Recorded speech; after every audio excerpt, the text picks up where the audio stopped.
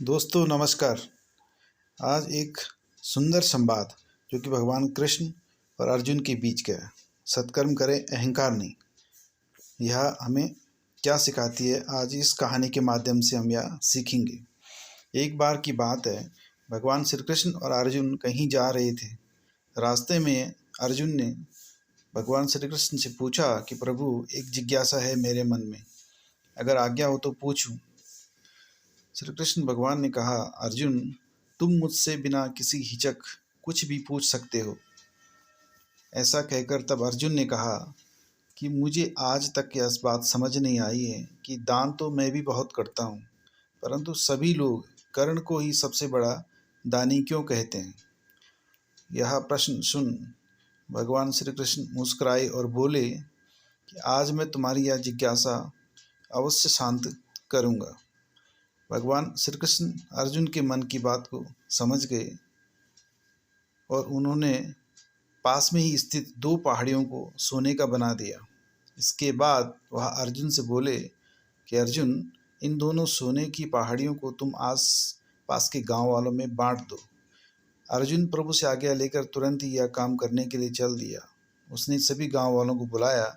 उसने कहा कि लोग पंक्ति बना लें, अब मैं आपको सोना बांटूंगा, और सोना बांटना शुरू कर दिया। लगातार 2 दिन और 2 रातों तक अर्जुन सोना बांटते रहे। उनमें अब तक ऐसा करके अहंकार आ चुका था। गांव के लोग वापस आकर दोबारा से लाइन में लगने लगे थे। इतने समय पश्चात अर्जुन काफ़ी थक चुके थे। जिस सोने की पहाड़ियों से अर्जुन सोना तोड़ रहे थे, उन दोनों पहाड़ियों के आकार में जरा भी कमी नहीं आई।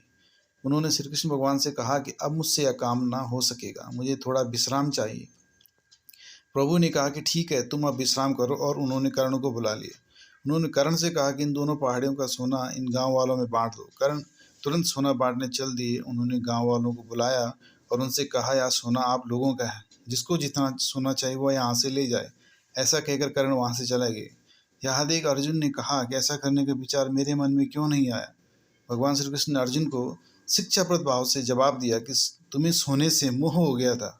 तुम यह खुद निर्णय नहीं कर रहे थे किसी गांव वाले की कितनी ज़रूरत है, उतना ही सोना तुम पहाड़ी में से खोद कर उन्हें दे रहे थे। तुम्हें दाता होने का भाव आ गया था। दूसरी तरफ कर्ण ने ऐसा नहीं किया।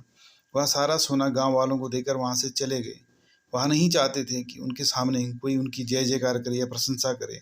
उनकी पीठ पीछे भी लोग क्या कहते हैं, उससे उनको कोई फर्क नहीं पड़ता। दोस्तों, यह कहानी हमें यह सिखाती है कि हमें मन में न लालसा करते हुए सत्कर्म करने चाहिए। उसकी उम्मीद नहीं करनी चाहिए, उससे अपेक्षा नहीं रखनी चाहिए। धन्यवाद।